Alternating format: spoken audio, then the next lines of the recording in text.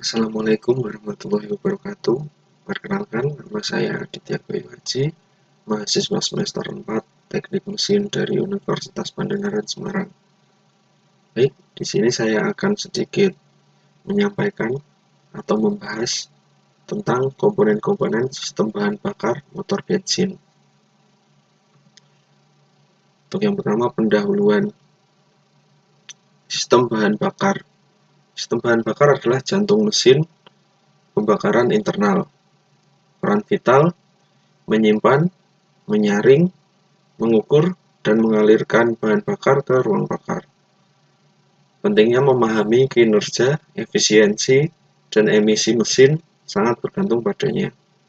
Tujuan presentasi kali ini membahas komponen utama, fungsi, dan evolusi dari motor bensin. Arsitektur dasar sistem bahan bakar motor bensin. Yang pertama, penyimpanan dan penyaluran awal. Penyimpanan dan penyaluran awal berupa tangki, pompa bahan bakar, pengaturan tekanan dan penjaringan, berupa filter bahan bakar, dan regulator tekanan, pengukuran dan pengangkutan atau injeksi, dengan menggunakan karburator atau injektor dan fuel rail atau rel bahan bakar, sistem kontrol EFI atau Electronic Control Unit atau ECU, tangki dan pompa bahan bakar. Tangki bahan bakar mempunyai fungsi menyimpan bensin. Fiturnya terdapat sekat baffle untuk anti guncangan. Jadi, di dalam sebuah tangki itu terdapat baffle-baffle atau sekat-sekat yang mencegah cairan atau bahan bakar itu sendiri berguncang ke sana kemari saat berjalan. Mempunyai ventilasi dengan sistem evap, emisi uap, dan fuel sender. Berikutnya, pompa bahan bakar. Pompa bahan bakar memiliki fungsi untuk mengalirkan bensin dari tangki ke mesin. Jadi tanpa adanya pompa bahan bakar ini, bahan bakar tidak dapat mengalir dan mengalami pembakaran pada ruang bakar. Evolusinya dari mekanis tekanan rendah menggunakan karburator ke elektrik dengan tekanan tinggi menggunakan EFI atau injeksi. Penempatannya umumnya di dalam tangki untuk pendinginan dan anti vapor lock. Berikutnya, saringan bahan bakar atau fuel filter. Saringan bahan bakar atau fuel filter memiliki fungsi penyaring kotoran sebelum ke karburator atau injektor.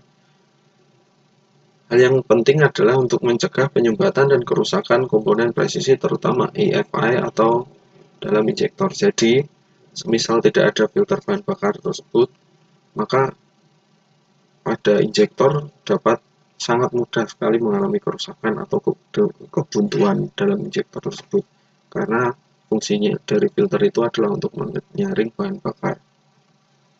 Yang berikutnya adalah saluran bahan bakar atau fuel line, memiliki fungsi menghubungkan semua komponen dan mengalirkan bensin. Karakteristiknya tahan korosi, tahan tekanan, dan kompatibel dengan bensin. Jenisnya jalur supply dan return dari sistem lama atau hanya supply dari sistem returnless modern. Selain beberapa komponen sebelumnya, ada juga karburator atau yang biasa digunakan dalam sistem konvensional.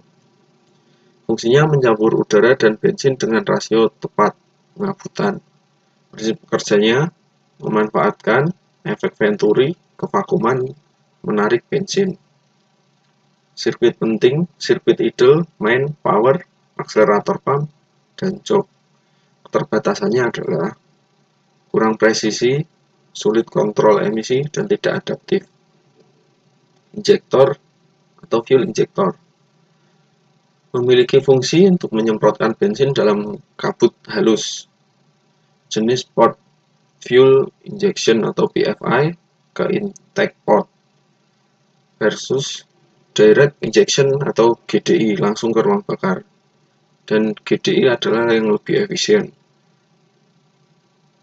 Kontrol dari injektor sendiri dikontrol sangat presisi oleh ECU, fuel rail, dan FBR.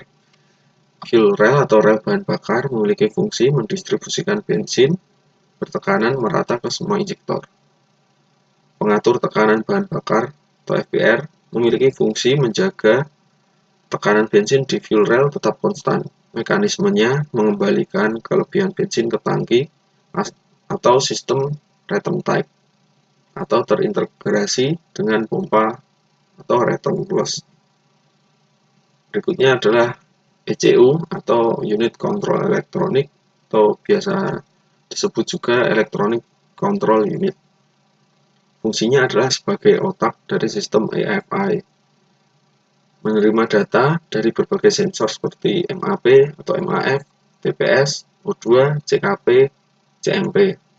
Tugasnya memproses data, menghitung jumlah, dan waktu injeksi optimal. Jadi di sini memang sangat presisi.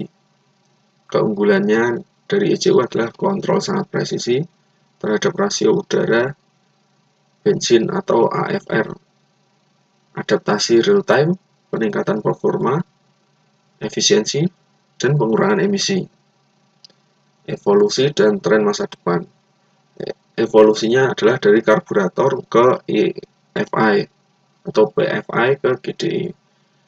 Dorongan dari evolusi tersebut adalah efisiensi bahan bakar, performa lebih tinggi, serta standar emisi yang sangat ketat. Trennya saat ini GDI atau EFI semakin dominan dalam pasaran dunia otomotif. Sistemnya variable fuel pressure, fuel delivery on demand. Pada masa depan, motor bensin tetap relevan dengan hibrida dan bahan bakar alternatif. Kesimpulannya, sistem bahan bakar, rangkaian komponen yang terintegrasi dan vital. Setiap bagian memiliki peran krusial dalam siklus pembakaran. Pemahaman ini fundamental untuk diagnosis, perawatan, inovasi di bidang teknik otomotif. Sekian dan terima kasih.